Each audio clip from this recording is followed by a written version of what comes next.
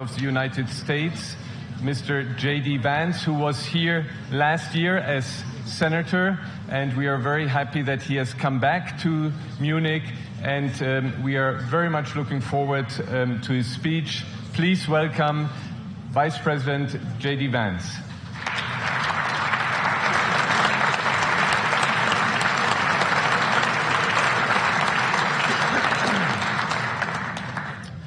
Well, thank you, and thanks to all the gathered delegates and luminaries and media professionals, and thanks especially to the host of the Munich Security Conference for being able to put on such an incredible event. We're, of course, thrilled to be here. We're happy to be here. And, you know, one of the things that I wanted to talk about today is, of course, our shared values. And, you know, it's great to be back in Germany. As you heard earlier, I was here last year as United States Senator. I saw Foreign Secretary David Lammy and joked that both of us last year had different jobs than we have now. But now it's time for all of our countries, for all of us who have been fortunate enough to be given political power by our respective peoples, to use it wisely to improve their lives. And I want to say that, you know, I was fortunate in my time here to spend some time outside the walls of this conference over the last 24 hours. And I've been so impressed by the hospitality of the people, even as, of course, as they're reeling from yesterday's horrendous attack. And the first time I was ever in Munich was with my wife, actually, who's here with me today, on a personal trip. And I've always loved the city of Munich, and I've always loved its people. And I just want to say that we're very moved, and our thoughts and prayers are with Munich and everybody affected by the evil inflicted on this beautiful community. We're thinking about you, we're praying for you, and we will certainly be rooting for you in the days and weeks to come. Now, thank you.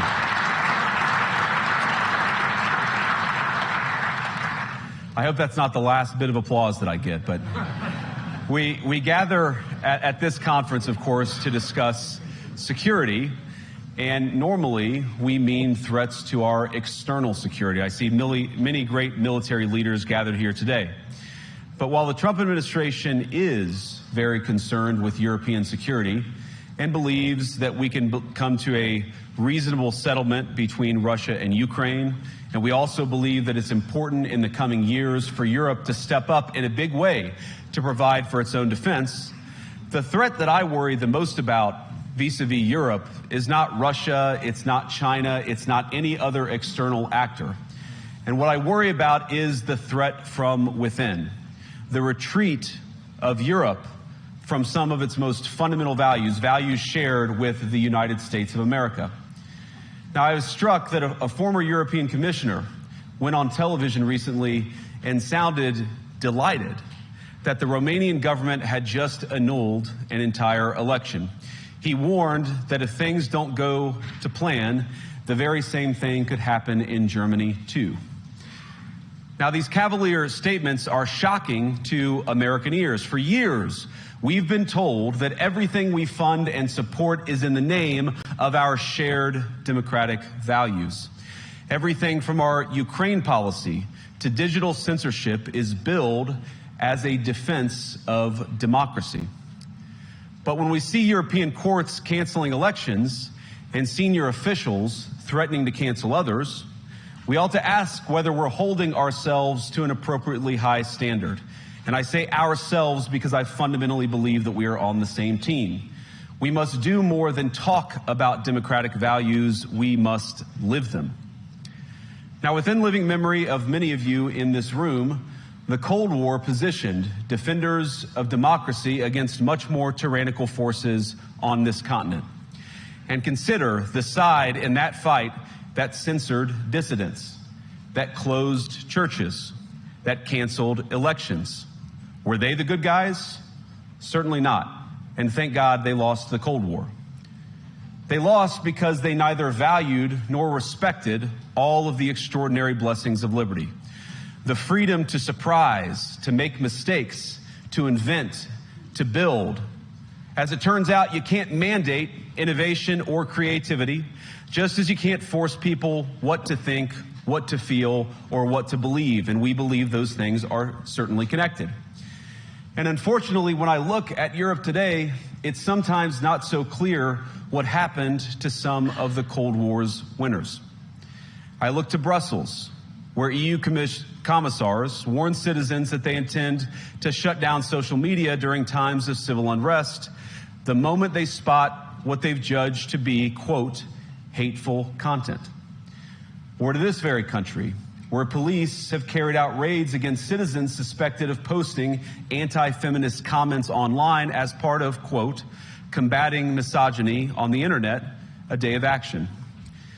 I look to Sweden, where 2 weeks ago the government convicted a Christian activist for participating in Koran burnings that resulted in his friend's murder. And as the judge in his case chillingly noted, Sweden's laws to supposedly protect free expression do not, in fact, grant, and I'm quoting, a free pass to do or say anything without risking offending the group that holds that belief.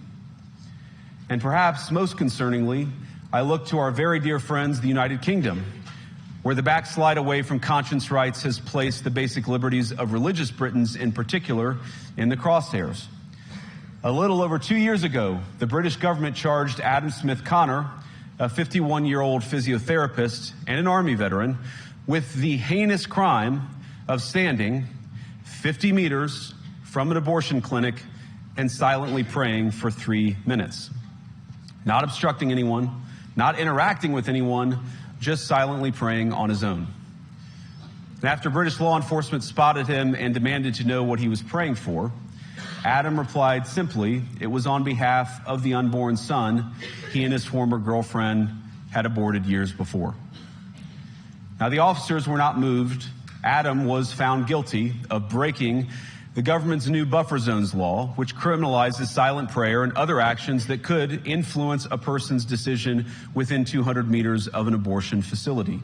He was sentenced to pay thousands of pounds in legal costs to the prosecution.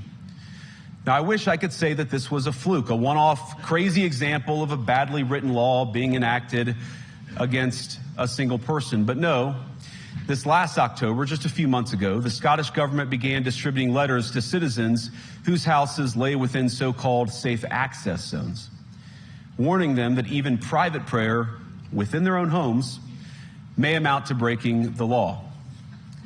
Naturally, the government urged readers to report any fellow citizens suspected guilty of thought crime. In Britain and across Europe, free speech, I fear, is in retreat. And in the interest of comedy, my friends, but also in the interest of truth, I will admit that sometimes the loudest voices for censorship have come not from within Europe, but from within my own country, where the prior administration threatened and bullied social media companies to censor so-called misinformation.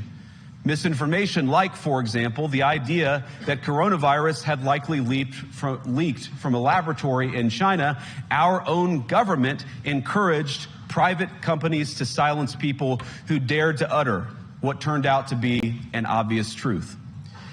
So I come here today not just with an observation, but with an offer. And just as the Biden administration seemed desperate to silence people for speaking their minds, so the Trump administration will do precisely the opposite, and I hope that we can work together on that. In Washington, there is a new sheriff in town, and under Donald Trump's leadership, we may disagree with your views, but we will fight to defend your right to offer it in the public square, agree or disagree.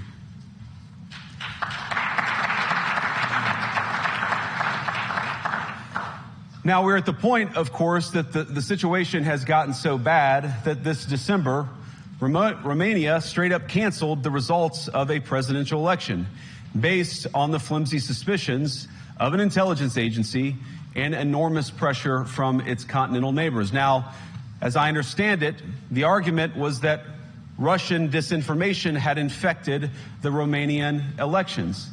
But I'd ask my European friends to have some perspective.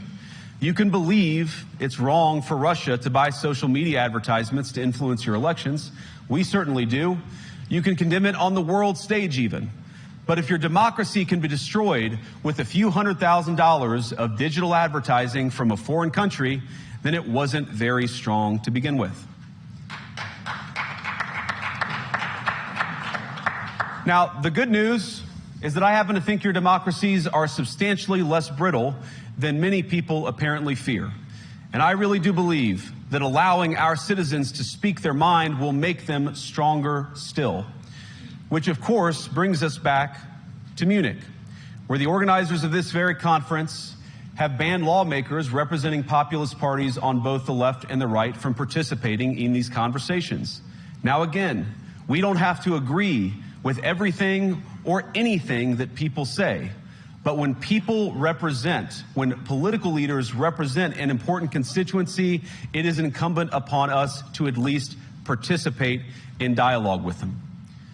Now, to many of us on the other side of the Atlantic, it looks more and more like old entrenched interests hiding behind ugly Soviet-era words like misinformation and disinformation, who simply don't like the idea that somebody with an alternative viewpoint might express a different opinion or, God forbid, vote a different way or, even worse, win an election. Now, this is a security conference, and I'm sure you all came here prepared to talk about how exactly you intend to increase defense spending over the next few years in line with some new target. And that's great, because as President Trump has made abundantly clear, he believes that our European friends must play a bigger role in the future of this continent. We don't think, you hear this term, burden sharing, but we think it's an important part of being in a shared alliance together that the Europeans step up while America focuses on areas of the world that are in great danger. But let me also ask you, how will you even begin to think through the kinds of budgeting questions if we don't know what it is that we are defending in the first place?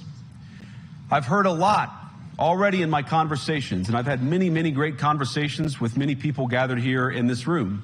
I've heard a lot about what you need to defend yourselves from, and of course that's important.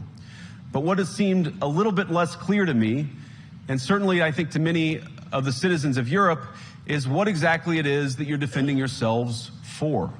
What is the positive vision that animates this shared security compact that we all believe is so important?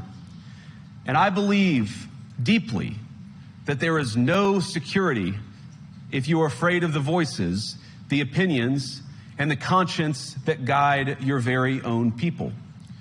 Europe faces many challenges, but the crisis this continent faces right now, the crisis I believe we all face together, is one of our own making.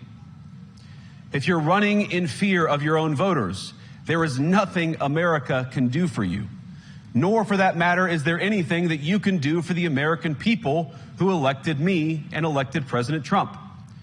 You need democratic mandates to accomplish anything of value in the coming years. Have we learned nothing that thin mandates produce unstable results? But there is so much of value that can be accomplished with the kind of democratic mandate that I think will come from being more responsive to the voices of your citizens. If you're going to enjoy competitive economies, if you're going to enjoy affordable energy and secure supply chains, then you need mandates to govern, because you have to make difficult choices to enjoy all of these things. And of course, we know that very well in America. You cannot win a democratic mandate by censoring your opponents or putting them in jail, whether that's the leader of the opposition, a humble Christian praying in her own home, or a journalist trying to report the news. Nor can you win one by disregarding your basic electorate on questions like who gets to be a part of our shared society. And of all the pressing challenges that the nations represented here face, I believe there is nothing more urgent than mass migration. Today, almost 1 in 5 people living in this country moved here from abroad. That is, of course, an all-time high. It's a similar number, by the way, in the United States, also an all-time high. The number of immigrants who entered the EU from non-EU countries doubled between 2021 and 2022 alone, and of course it's gotten much higher since. And we know the situation, it didn't materialize in a vacuum. It's the result of a series of conscious decisions made by politicians all over the continent and others across the world over the span of a decade. We saw the horrors wrought by these decisions yesterday in this very city. And of course, I can't bring it up again without thinking about the terrible victims who had a beautiful winter day in Munich ruined. Our thoughts and prayers are with them and will remain with them. But why did this happen in the first place? It's a terrible story, but it's one we've heard way too many times in Europe and unfortunately too many times in the United States as well. An asylum seeker, often a young man in his mid-20s, already known to police, rams a car into a crowd and shatters a community. How many times must we suffer these appalling setbacks before we change course and take our shared civilization in a new direction? No voter on this continent went to the ballot box to open the floodgates to millions of unvetted immigrants. But you know what they did vote for? In England, they voted for Brexit, and agree or disagree, they voted for it. And more all over Europe, they're voting for political leaders who promise to put an end to out-of-control migration.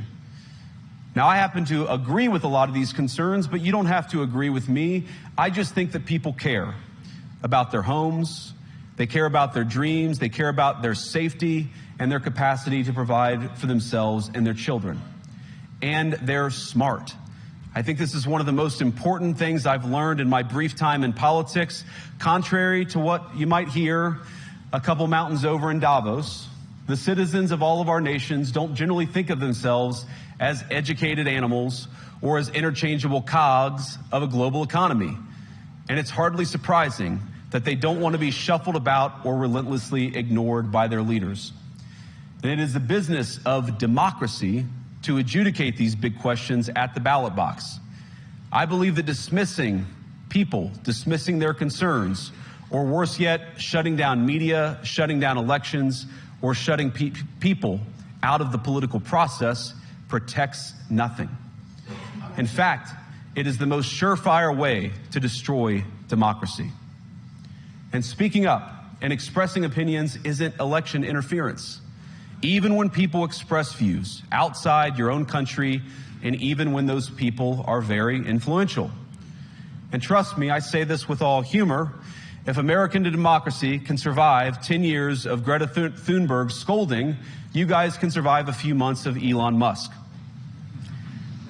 But what